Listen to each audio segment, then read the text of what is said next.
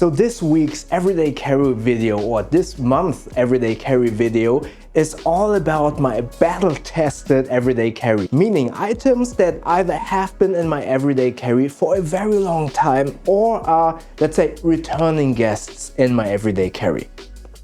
And I honestly don't know why I always choose this angle lately, although it's probably the most messiest angle that I have when I'm shooting in the studio, but for some reason I kind of enjoy it like this. The lighting is not the best. It's probably better if I use my cinema camera with the lighting in the proper positioning, but I don't know, I kind of like to switch it up, and I have to admit that shooting with this DJI Pocket, which is part of my everyday carry for June 2024, yeah, it's kind of fun to shoot it like this, but as I said, it's kind of messy. But anyways, that's how real life actually is. So as I said, one of the items that have been in this everyday carry for the last, I don't know, is it already 6 months? A long time. The Pocket 3 has been shooting all of my videos for the last few months, and I would say this is the MVP of this channel, and therefore I can proudly say that this camera is battle tested for my everyday carry. It has been in my sling bag. I switch sling bags back and forth, but at the moment the Alpaca Gear Go Sling Nano, this bag is amazing. It fits all of my everyday carry, and I really like using this bag as my everyday carry sling for the last, now 2 months, and I enjoy it quite a lot. As I said, I carry the DJI Pocket 3 in this bag every single day to shoot content, or at least to have it with me. So therefore I would say that is an MVP in my everyday carry. Next up, the item that you probably always have been seeing in all of my videos to some degree has been the Orbitkey. This key organizer is amazing. You can see a lot of abuse on this orange version, but stick around to the end of this video, because although I say this is battle tested, I will exchange this, and stick to the end of the video to see what I will do with it. This key organizer is amazing to keep the keys in place and to reduce rattling and jingling. I also have a bottle opener here, and I attach everything to a Night Eyes S-binder that is lockable, so I can attach it to a loop on my sling bag or to my belt loop. And I have this Chipolo tracker. This isn't great, but Chipolo has a new system in place that will work with Google's Find My Items network, so I want to upgrade to that in the future. Then I have a small capsule on here with €5 as an emergency bill, and that's about it. The purpose of an Orbitkey is actually to keep your keys organized and reduce jingle, but obviously if you attach a bunch of items to the Orbitkey, it will start jingling and it is noisy. That being said, I still love this rather than having the keys just on the key ring and then potentially poking me, and this definitely reduced the jingle factor, and therefore I like it a lot to keep everything in place. With this bright color I can find it very easily wherever it might lay, but as I said, stay to the end of this video to see how I will replace this. Long story short, I can highly recommend this. I have been using this for many years. There hasn't been any other key organizers that would have replaced this organizer, so highly recommend this. By the way, all of these items are linked below. Those are affiliate links. And if you consider buying any of these items, you will actually support this channel if you use those affiliate links. You won't pay more, but there will be a small kickback to this channel. And if you use one of those affiliate links and support the channel, thank you very much.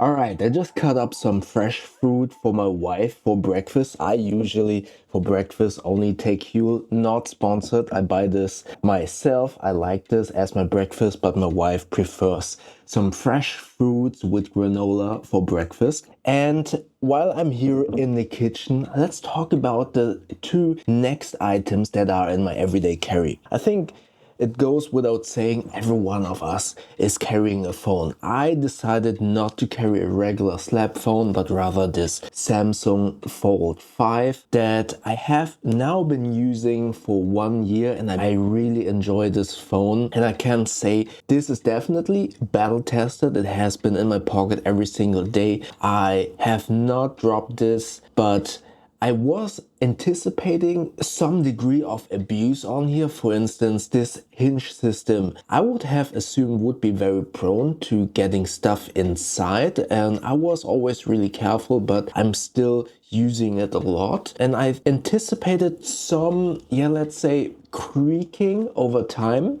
But the hinge mechanism really works flawlessly, and I love this phone because it basically has replaced my laptop for, I would say, 80% of the time, because when I'm working at home, when I'm working at the client, I'm usually working on a desktop. I do not need my laptop, and therefore all of the non-film editing or non-creative parts, mostly like emailing, but also like working on Lightroom. I do that on here as well with all of the shots that I take with this camera, which by the way is actually, in my humble opinion, sufficient enough for daily use, but also for my Instagram posts. So I edit those pictures that I shot on this phone in Lightroom, but I predominantly use this phone to script my videos, to answer emails, obviously to answer phone calls. Reception is really good, and I like this phone as my workhorse a lot. And if this breaks, I will definitely buy another Fold phone in the future, because it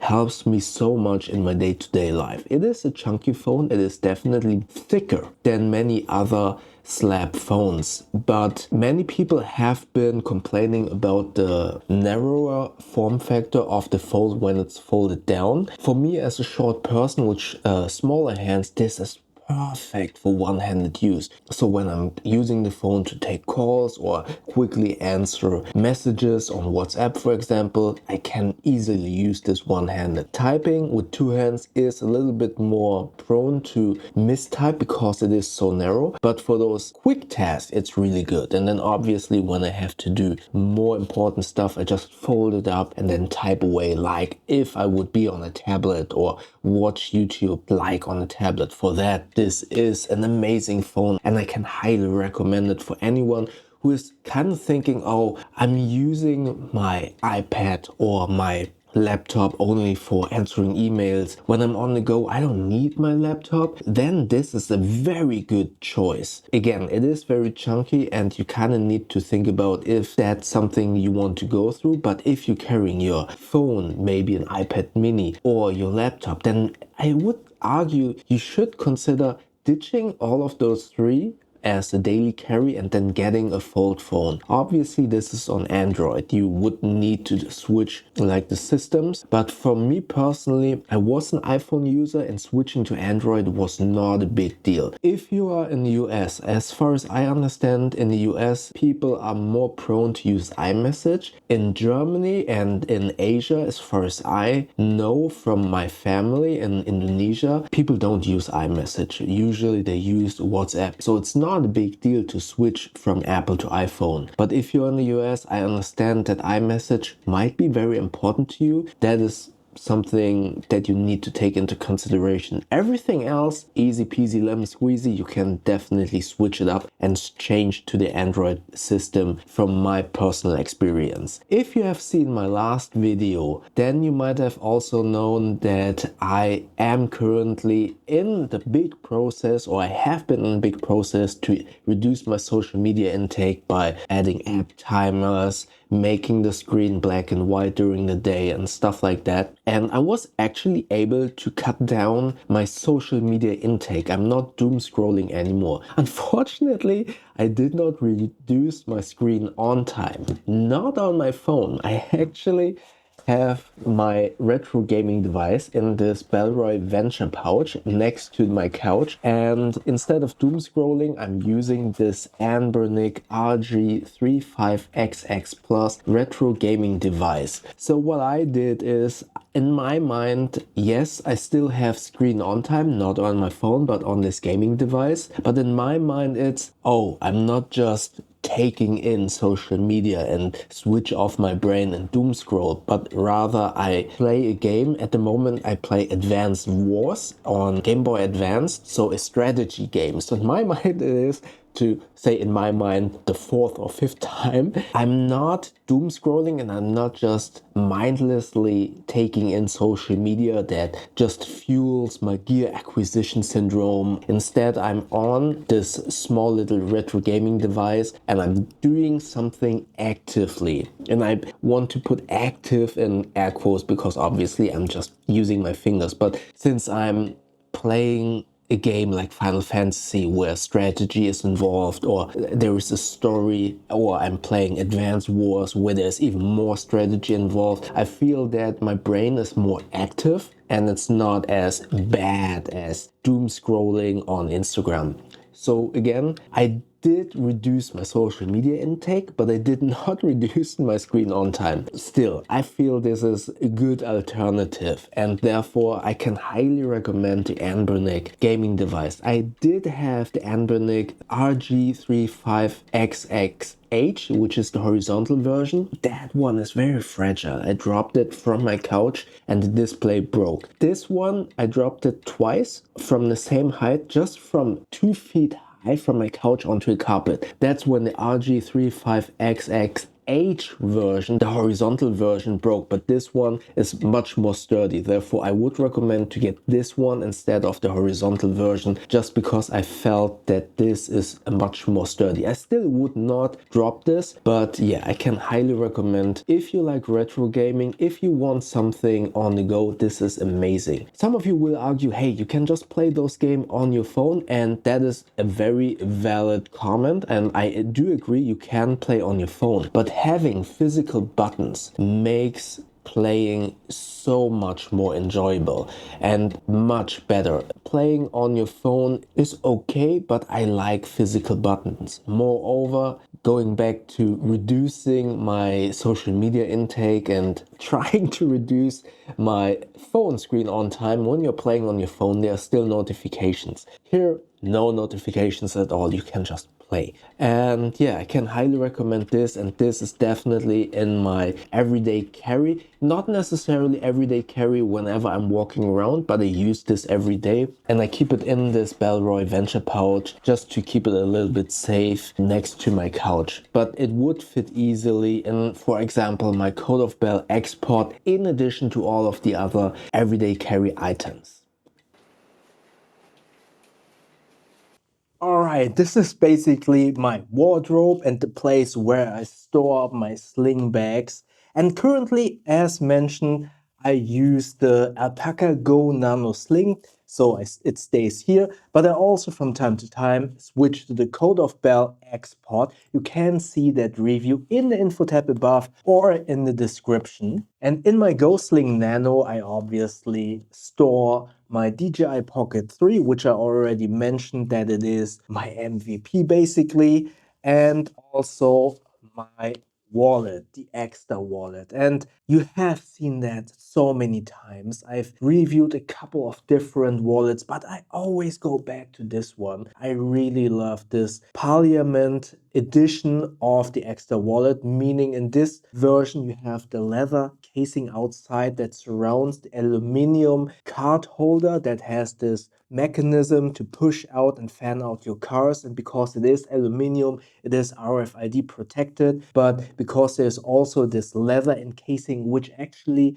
patinas extremely well. I think the leather looks amazing now after all of these years. So another battle-tested EDC item that I always go back to, and with leather, the longer you use it, the better it will look, in my humble opinion. You have 1, 2, 3 extra slots for cards, or I use them for receipts, plus an elastic for bills. Germany sometimes has a couple of places where they just don't accept cards, so it's good to have some cash here. The elastic had some leather application. I thought it made it unnecessarily bulkier in a way, so I detached that leather application that was on this elastic. But other than that, I did not change anything on this, and I do not think there is anything negative about this wallet. I love this wallet. This mechanism to fan out your cards is amazing. I store 5 cards in here. One is a credit card with raised numbers. You should treat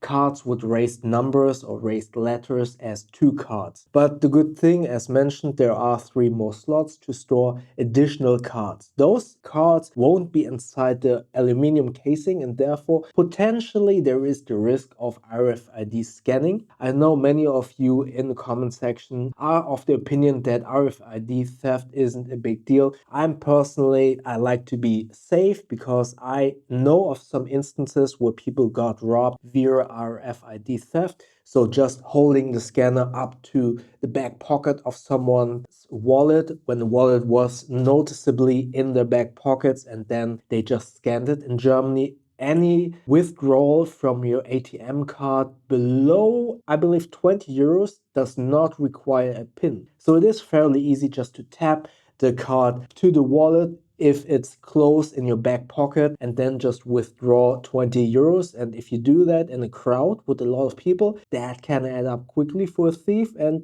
might be very lucrative. That's why I personally believe that I'd rather be safe than sorry and have an RFID protected wallet. Again, I love this wallet. Highly recommend the extra wallet from my experience, long time experience over many, many years. So that is inside my Alpaca Go Sling Nano.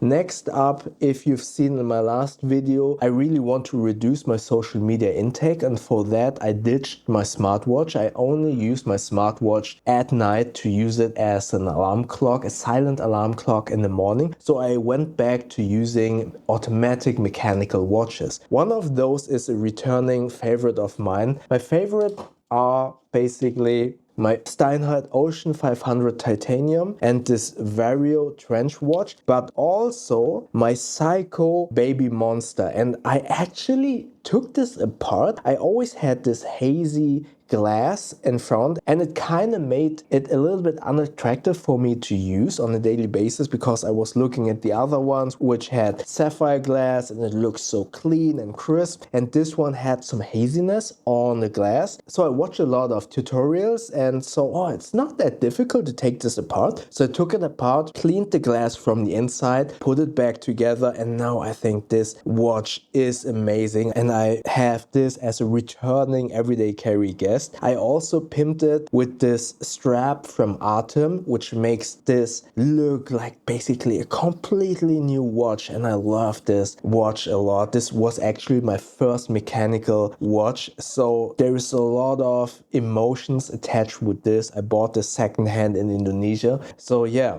It means a lot to me. I mean, I bought the Steinhardt Titanium as a gift to myself when I had my 10 years as a freelancer many years ago, and this also means a lot to me, but this one was the first mechanical watch that I bought. So yeah, cleaning the glass and putting on some new straps really gave this watch some new life to me, and therefore it is, as I said, a returning guest in my EDC, and yeah.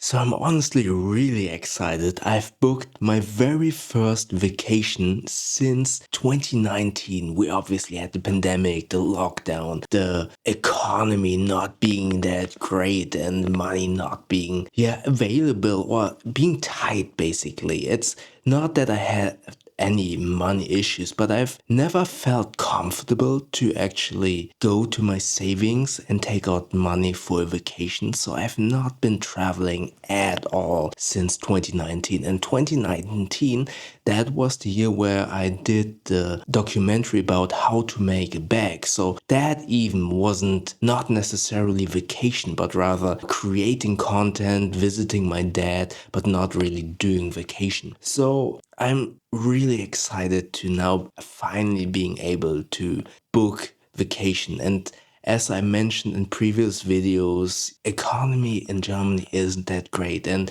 I'm not in a position where I would say I'm comfortable spending that money for vacation, but I'm 43 now and I'm not old, but I just realized having some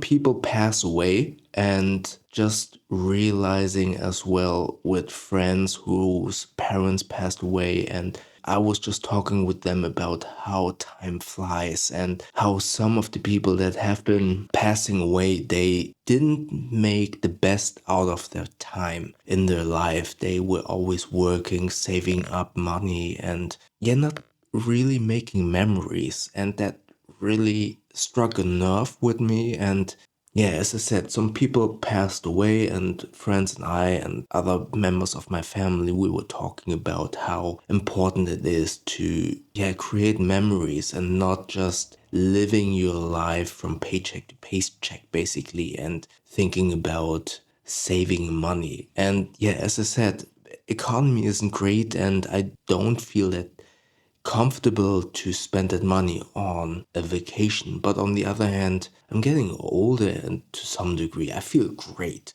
I honestly think in my primes basically, and that's actually what this vacation is about. So it's not necessarily that I'm feeling the time take away or anything like that, but rather I want to make memories, and I don't want to be all afraid about spending money. Obviously, I'm not going out and buy a new car or anything, or anything materialistic, but I want to create memories, and I want to look back at my life at some point and see, okay, I made these kinds of memories, and not just saving money for bad times or anything. I still do that, of course.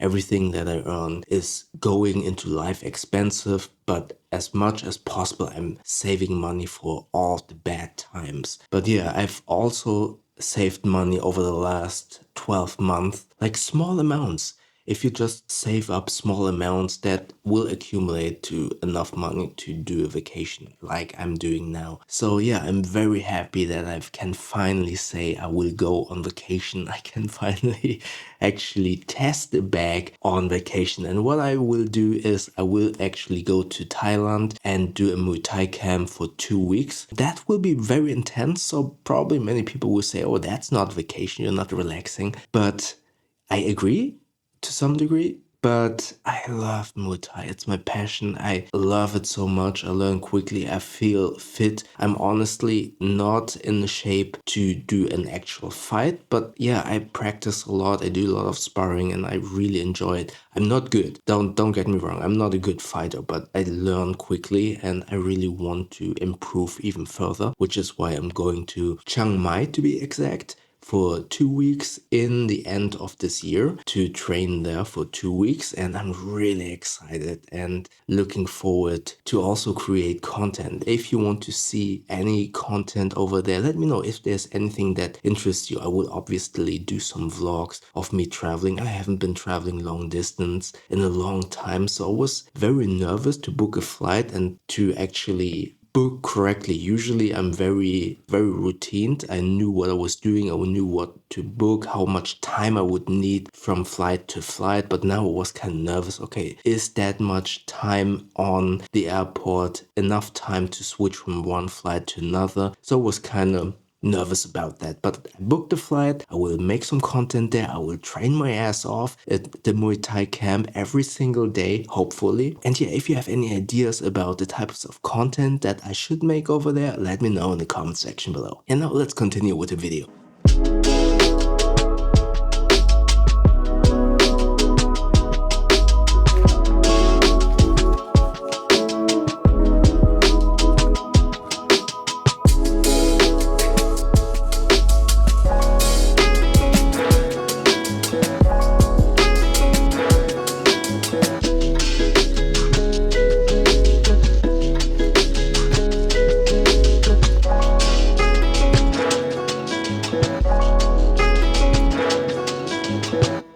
Alright, you just saw how I switched from the old Orbitkey to this new Orbitkey Organizer Pro, and I've tested this now for a couple of weeks. And before I go into some thoughts about this new version, let's talk about some of the new additions on this Key Organizer Pro. First up, the D-ring is now kept in place. With all of the other Orbit keys, the D-ring tends to slide left or right on the Orbitkey, which is not a big deal, but I personally was really waiting for this new, in air quotes, feature or this update. So yeah, I like this a lot, that the D-ring is now kept in place. The next addition is this small little button here that kind of fans out your most important key, somewhat like a knife, which is a really cool addition, but I will get to that in just a second. Next addition is the new mechanism, or not, yeah, maybe mechanism. On the old ones, you needed a coin to kind of screw in and tighten the screw of the whole mechanism. Now it has this toolless ratchet mechanism to tighten the screw that keeps all of your keys in place. And I like that it is toolless and you don't need a coin or a screwdriver to open or close the whole mechanism. Now, let's talk about how I like this Orbitkey. As just previously mentioned, I love the addition of the D-ring that is now kept in place. This was not a big deal on the old ones, but it can be a little bit annoying when the D-ring, especially if you have this S-binder or any other key on here. Usually, I know that many people attach their bigger key fobs of their car on here because those big keys don't fit in the Orbitkey. So with the D-ring not being kept in place, it would slide all over this Orbitkey, and I like this addition a lot. This mechanism for the key, it's okay. It's a cool addition, but I have been using the old Orbitkey so long, so I have this certain muscle memory that I just push in the middle of the Orbitkey to fan out my key. If you're new to Orbitkey, this might be a cool addition, but you need to know that due to this mechanism, there is on one side this little hinge, and on the other side there is a permanently attached O-ring or spacer that helps to give that most used key enough space to be easily swiveled out. That also means there is some more millimeters left and right of that key with nothing occupying. So overall the Orbitkey gets a little bit thicker. So you kind of need to know, do I need this feature, and am I willing to add a couple of millimeters to the whole Orbitkey just for this swiveling mechanism that I personally do not even use that much. But as I said, I have some muscle memories how I access my keys. If you're new to Orbitkey, this swiveling mechanism might be the feature that you are looking for. But again, keep in mind a couple of millimeters extra just for this feature alone. Next up, this toolless tightening ratchet mechanism. It is great, don't get me wrong. I really like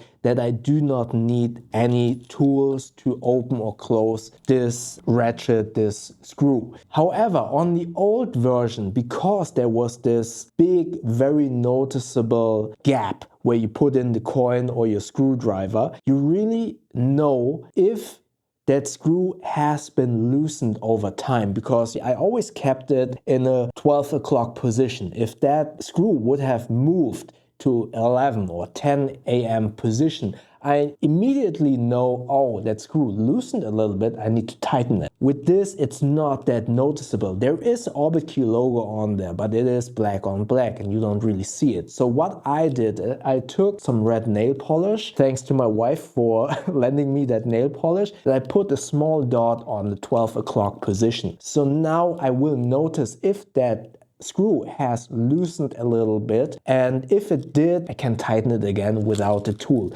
So from that perspective, it is cool that you don't need tools and you can tighten or loosen it whenever, wherever you are without having a coin or a screwdriver. But you probably won't notice if it has loosened a little bit. So I would advise maybe put a red dot on here as well, so you really know if that screw has loosened. But I do like this cleaner look. I do like that I don't need any tools to tighten or loosen it. But other than that, are the improvements enough for any existing user to switch to this new Orbitkey Organizer Pro? I would say no. The Orbitkey, if you already use an Orbitkey, it is an amazing tool. It is very sturdy made, and if you have invested in a cool version, maybe a cool leather version, I use the bright orange version, which I still love a lot. I would say you don't need to switch to it, because in my humble opinion, the only feature that I really love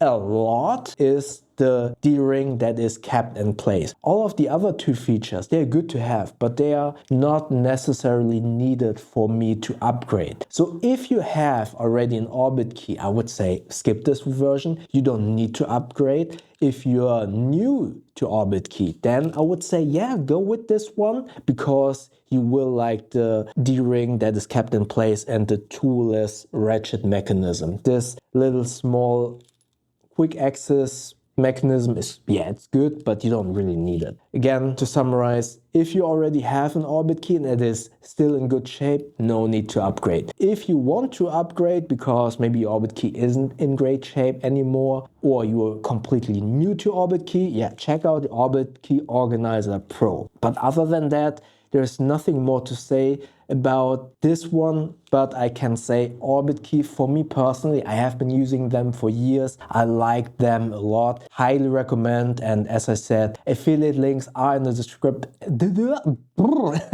description below, and if you buy any of the items with those affiliate links, you won't pay more, but you will support this channel, and if you do so, thank you very much. So what do you think about this everyday carry and all of those, in air quotes, old items? What are your favorite everyday carry items that you have been using for years and where you can really say, oh, this is a battle tested item in my everyday carry because I've never exchanged it? Let me know in the comment section below. And if you're interested in EDC, you should check out this video up here. And YouTube suggests that you watch this video down here. And don't forget to subscribe by pushing the button up here. And also maybe check out my Instagram, second channel and podcast at You Know The Bow. Stay safe and healthy everyone, and I see you in the next video. Thank you very much.